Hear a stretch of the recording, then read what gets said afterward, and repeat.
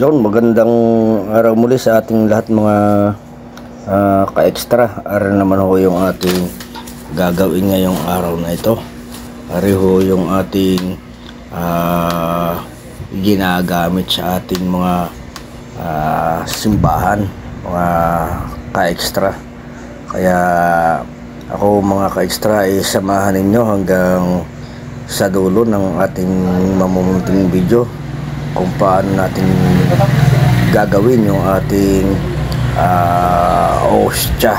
Kaya tara na mga ka-extra,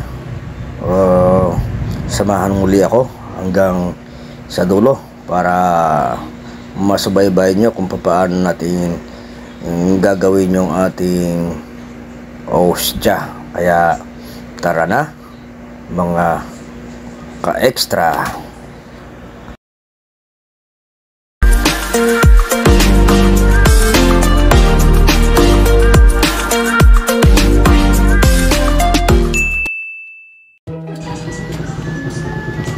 Yan ang ating harina, dalawang 1/4 na cup yan ng harina. Yan ang ating gagawin ngayong araw na ito. Yan. Tapos lalagyan lang natin siya ng kakurot na asin. Yan, nilagyan ko na rin ng kakurot na asin. Yan.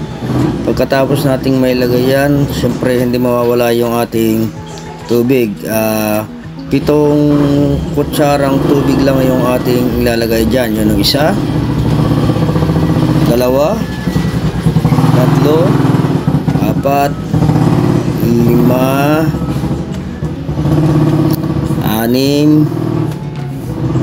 6, 7, yan. 7 kutsara lang po yung ating nilagay dyan mga ka-extra. Then pagkatapos nyan, may lagay pa tayo na isang kutsarang yung mantika. Yun yung ating mantika. Ayan. At pagkatapos nyan, siyempre imimix na natin yan. Hanggang sa creamy yung ating mag-yummy yung ating pagkakamasa dyan. At yan nga pala wala yung pampaalsa mga ka-extra. Ayan. At ang ating gagawin dyan ay pang pang Lord Supper o ostya yung ating gagawin ngayong araw na ito. Kaya samahan nyo ako hanggang dulo para malaman nyo kung paano natin ginawa yung ating ostya. Ayan. Pagkatapos na ma-mix na natin yan, ay mamasahin pa natin ng mas magandang masa yan mamaya-maya na konti pagkatapos natin sukay-sukayin ng ating panghalong yan. Ayan. At yan na, medyo nabuubo na yan, hindi na kaya ng ating kutsara yan o yung ating panghalo, ay atin naman yung kakamayin at mamasahin natin ng ayos yung pipino natin o mayuyumi yung kanyang pagkayari ng dough para maganda yung ating kalalabasan ng ating ostya o yung pang Lord Supper. Ayan, mga ka-extra. At pagkatapos ay siyempre i-re-rest natin ang mga ilang minuto yan para paggawa natin yan ay maganda. Pero ulit ko yan mga ka-extra, wala tayong ilagay dyan pampaalsa. Ayan. At yan, habang inaantay natin na naka-rest ng ilang minuto ay huwag nating hayaan na kalimutan na i-share, subscribe yung ating mamunting channel. Ayan, para maraming abot yung ating channel. At yan nung natapos na nating ma-rest ay siyempre ay ating ipaplat yan mga ka-extra. Paplat natin yan ng manipis. Ayan.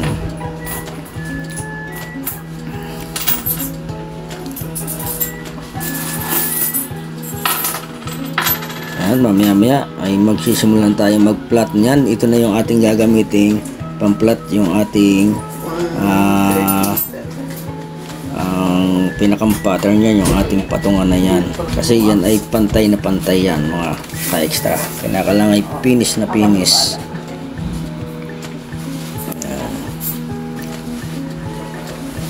Medyo lapid-lapirutin muna natin na kaunti bago natin simulan niyang i-plot.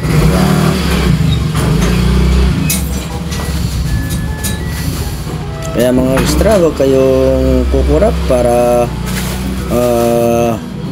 hindi nyo malimutan kung paano natin gawin yung ating pang Lord Supper na yan. Ayan. Ayan, wala kayong ibang gagawin dyan, kundi ganyan lang. At yan ay ating lulutuin mamaya dun sa ating maliit na kawali. Doon lang natin yan siya iluluto. Ayan. Ayan, nagsisimulan na natin i-plot yan. Ayan, kinukuha pa lang natin yung kanyang chimpo para magandang maganda kapag pa-plot nyan. Mayumi na, ayan.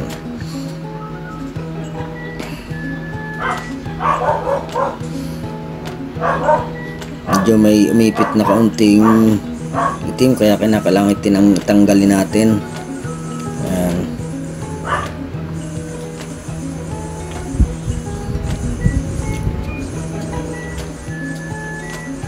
At yan, okay na yan.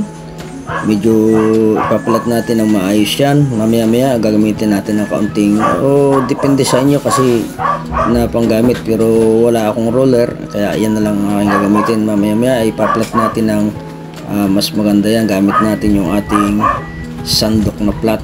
Yan, para ayan, manipis ang ating pagkakagawa dyan, mga ka-extra. Yan, tingnan nyo maigi kung gaano siya kanipis. Yan. Kaunti-kaunting himas lang yan, mga ka-extra. Yan.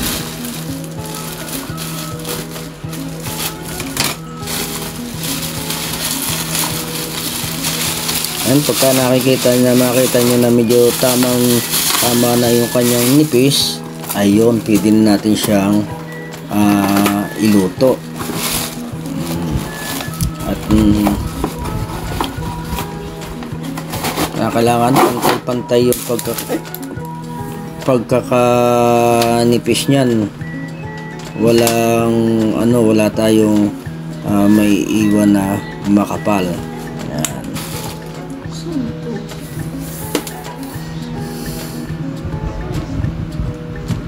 Yan. Yun, mga ka-extra, huwag natin kakalimutan muli na i-subscribe yung ating channel para malaking tulong ito sa ating lahat. Yan.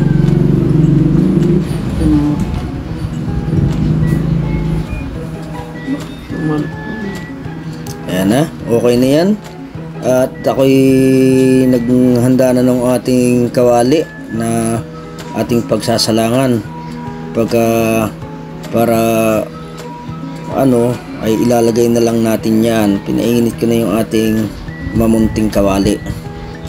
Yan, medyo kinulang pa ng kaunti sa nipis, kaya medyo pinilat ko pa ulit ng kaunti siya. Yan.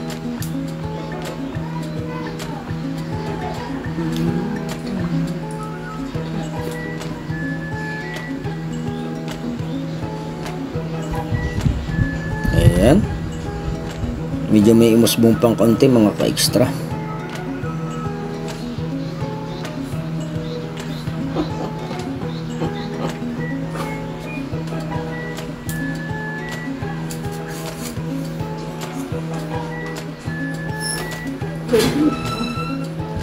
Ayan, malapit na ang matapos yung ating pagpa-plot. Ayan.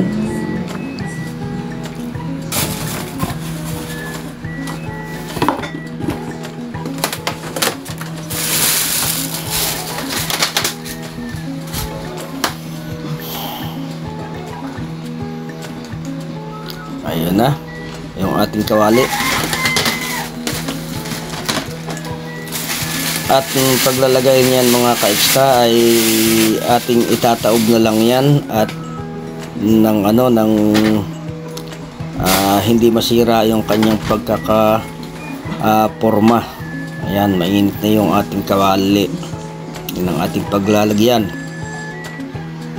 Ayan, tataob lang natin yan dyan, iangat ng kaunti yung kanyang mga do sa ating pattern.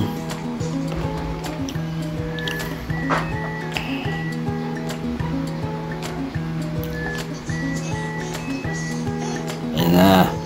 Naku, may nilaglag pang yun, at tatanggalin natin dahan-dahan para hindi masira yung kanyang forma.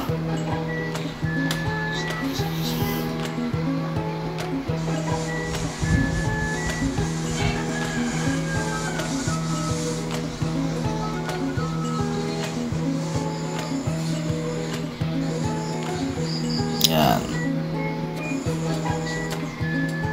Kinakailangan mga ka-extra ay medyo alalay yung ating apoy para hindi siya masunog, kasi wala tayong mantika diyang ilalagay. Pero non-stick yung aking gamit na yan mga ka-extra, kaya hindi siya maninikit.